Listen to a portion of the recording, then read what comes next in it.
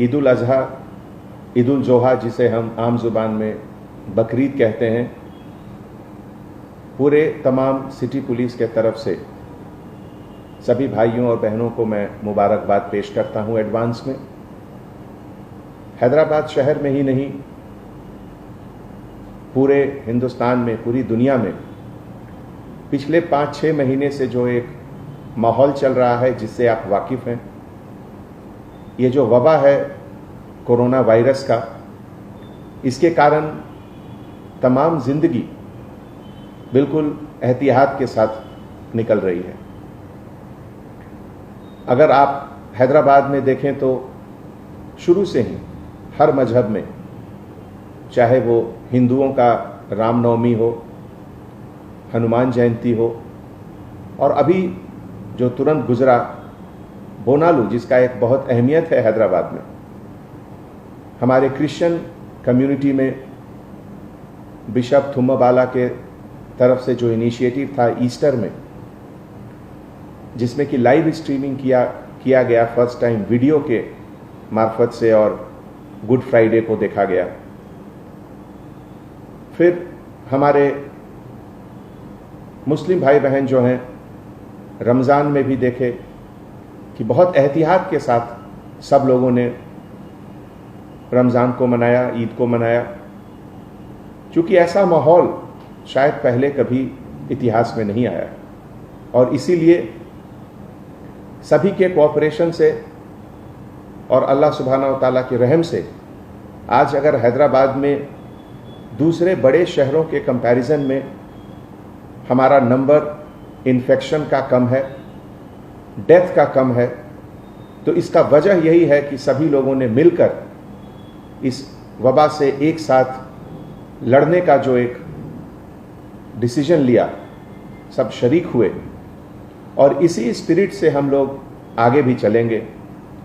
तो बकरीद में भी हम लोग इसी तरीके से आगे आप लोगों से गुजारिश कर रहे हैं, जैसा कि पहले सभी फेस्टिवल में हुआ था, रमज़ान में भी हुआ था, कि कहीं बड़ी गैदरी, कहीं जमात नहीं हुई थी। जैसा कि आप जानते हैं, ये बड़ा चोर किस्म का वायरस है। ये चुपके से आपके शरीर में दाखिल हो जाएगा अगर आप किसी के करीब जाएंगे। 2 गज की दूरी बहुत ज़रूरी है, और इसीलिए हमारे गवर्नमेंट के तरफ से और हमारे बुजुर्ग आलिम के तरफ से लगातार कोशिश है। सभी मस्जिद में हमेशा लोग कहते रहते हैं कि घर पे ही अपना नमाज अदा करें, और अगर मस्जिद आना है तो घर से पहले घर में ही वजू करके आएं। तो इन सब बातों का एहतियात हैदराबाद में हम लोग सब पिछले 5 महीनों से करते आ रहे हैं, और अभी बकरीद में भी मुझे यकीनन पूरा भरोसा है कि हम लोग सब मिलकर सबसे पहले, जिसको कहते हैं आज हम लोग सेफ बकरीद, सेफ ईद का एक नारा देंगे।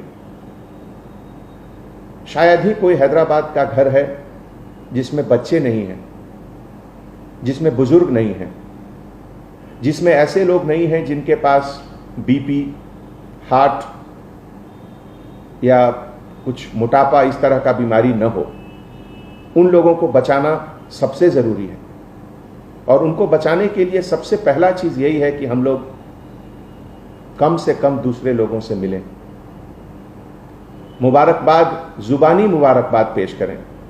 गले मिलने की ज़रूरत नहीं है, माहौल ऐसा है। अगर जान बचेगी तो आगे आप अगले बार 4 और बकरे भी कुर्बान कर सकते हैं, लेकिन अभी बुजुर्गों को बचाएं, बच्चों को बचाएं।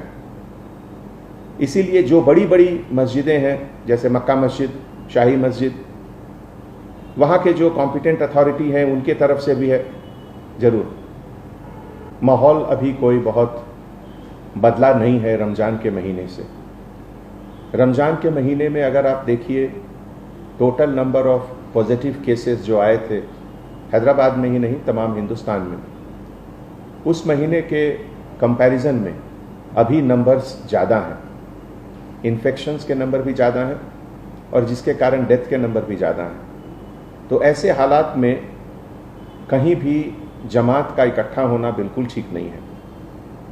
जैसा कि आप लोगों ने वर्ल्ड हेल्थ ऑर्गेनाइजेशन के गाइडलाइंस पढ़े होंगे, Indian council for medical research ICMR के तरफ से जो लगातार गाइडलाइंस निकलते रहती हैं, उसमें भी इसका जिक्र है कि किसी भी तरह का रिलीजियस गैदरिंग किसी भी मजहब का वो बिल्कुल ठीक नहीं है अभी। और वही एक ऐसा मौका है जहां ये वायरस जहां अभी तक नहीं गया वहां भी जा सकता है एक दूसरे के ट्रांसमिशन से। तो ऐसे माहौल में किसी भी तरह का गैदरिंग बाहर बिल्कुल उचित नहीं है। और मैं आप सबों से हाथ जोड़कर गुजारिश करता हूं कि आज की तारीख में अगर सबसे ज़रूरी चीज़ कुछ है तो आपका जिंदगी, आपका जीवन, आप स्वस्थ रहें, आप हेल्दी रहें, इससे ज़्यादा ज़रूरी कोई चीज़ नहीं है।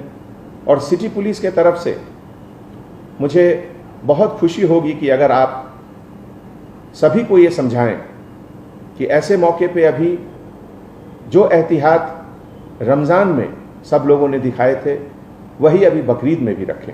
कोरोना वबा से जो लोग इफेक्टेड हुए और उसको हराकर, जिसको हम लोगों ने नाम दिया कोरोना कॉन्करर, कोरोना को हराकर जो वापस डिपार्टमेंट में दोबारा ड्यूटी शुरू किए, वो हमारे लिए सोर्स ऑफ इंस्पिरेशन है। उनका कॉन्फिडेंस हमारे लिए, हम सब के लिए एक मिसाल है।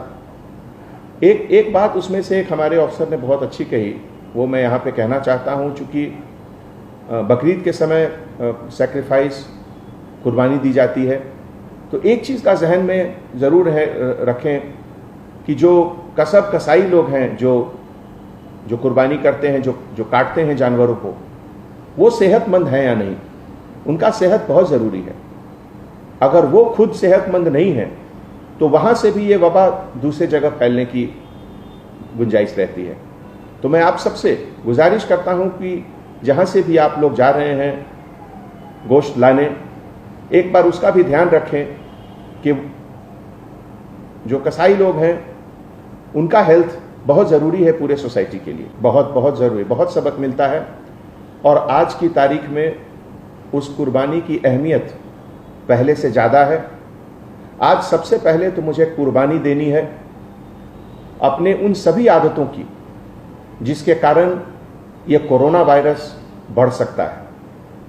मुझे कुर्बानी देनी है कि मैं किसी से गले मिलकर उसको ग्रीट नहीं करूं, जुबानी ग्रीटिंग्स करूं।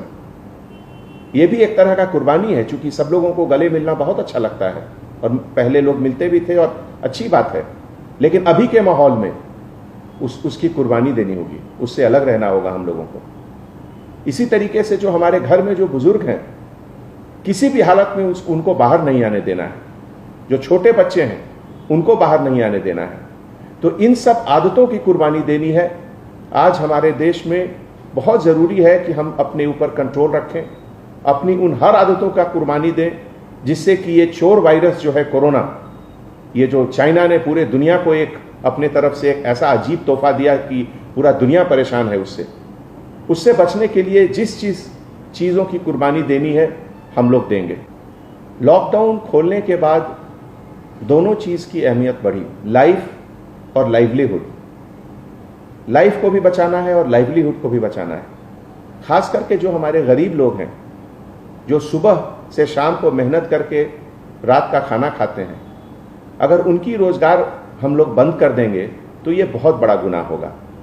और इसीलिए रोज़मर्रा की ज़िंदगी हमेशा आगे चलती रहनी चाहिए। और पब्लिक में जो अवेयरनेस है पहले से बहुत ज़्यादा हुआ है। 90 to 95% लोग मास्क लगाकर रोड पर चल रहे हैं, लेकिन अभी भी लगभग 2000 से 2500 लोगों को सिटी पुलिस के तरफ से हर रोज़ फाइन होता है कि वो पब्लिक प्लेसेस पे मास्क के बिना घूमते हैं। मैं उन सभी से गुजारिश करता हूं कि आप अपने लिए, अपने परिवार के लिए, अपने बच्चों के लिए, उनकी सेहत के लिए ज़रूर मास्क पहनें। आप हेल्दी हो सकते हैं, लेकिन आप इस वायरस के कैरियर भी हो सकते हैं। हो सकता है कि आप में ये सिम्टम न दिखे, लेकिन आपके संपर्क में जो लोग आएंगे उनको ये जरूर इन्फेक्ट करेगा। इसीलिए नंबर अगर थोड़ा ऊपर जा रहा है या थोड़ा नीचे आ रहा है, उससे अपनी सावधानी में कमी नहीं होनी चाहिए, एहतियात जरूर बरतना चाहिए। कम से कम अभी मुझे लगता है कि 2 से 3 महीने तक तो बहुत ज़रूरी है कि हम लोग स्ट्रिक्टली फॉलो करें, इम्प्लीमेंट करें जो भी गवर्नमेंट की गाइडलाइंस है, ICMR की गाइडलाइंस है। सबसे पहले तो जो हमारे देश का जो कानून है, उस कानून के तहत जो भी प्रोहिबिटेड एनिमल्स हैं, जैसे काऊ, कैमल या इस तरह के जानवर जिनका एग्रीकल्चर में अभी तुरंत यूज़ हो रहा है, उनकी कुर्बानी न दी जाए। और जो भी लोग कुर्बानी दे रहे हैं, जो ज़बह कर रहे हैं, वो जो एक हाइजीन के तरीके से होता है, जो चाकू या जिससे कट कर रहे हैं, वो कहाँ से लाए, उसको अच्छे तरीके से सैनिटाइज ज़रूर कर लें। हर चीज़ का सैनिटाइजेशन करना बहुत ज़रूरी है। एक बहुत अच्छा सिलसिला है बकरीद में कि लोग गरीबों को देते हैं, अपने पड़ोसियों को देते हैं गोश्त। उसमें भी थोड़ा सावधानी बरतें कि अगर एक जगह से कहीं इन्फेक्टेड गोश्त बाहर निकल गया तो वो बहुत लोगों को इन्फेक्ट कर सकता है। इसीलिए हमने पहले गुजारिश की थी कि जो कसब लोग हैं उनका हेल्थ बहुत इंपॉर्टेंट है, कि वो स्वस्थ हैं, वो कैसे हैं, और घर में जो भी लोग कटिंग कर रहे हैं उनका हाथ साफ रहना चाहिए। जहाँ तक संभव हो हाथ में दस्ताने पहन लें, ग्लव्स पहन लें, और उसके बाद ज़बह करें तो बेहतर होगा। जो हमारे बुजुर्ग हैं, हमारे इस्लामिक स्कॉलर हैं, जो हमारे आलिम हैं, उनसे मैं दरख्वास्त करता हूं कि कुछ रास्ता निकालें, कुछ सोचें। क्या 2 ईद की नमाज एक वक्त में हो सकती है क्या? इस तरह का कुछ सिलसिला अगर सोचकर वो कुछ निकालेंगे तो इसमें सबकी भलाई है, सभी के हेल्थ के लिए, सभी के ये वबा से बचने के लिए थोड़ा मदद मिलेगा। ये हमारी एक अपील है, हमारी गुजारिश।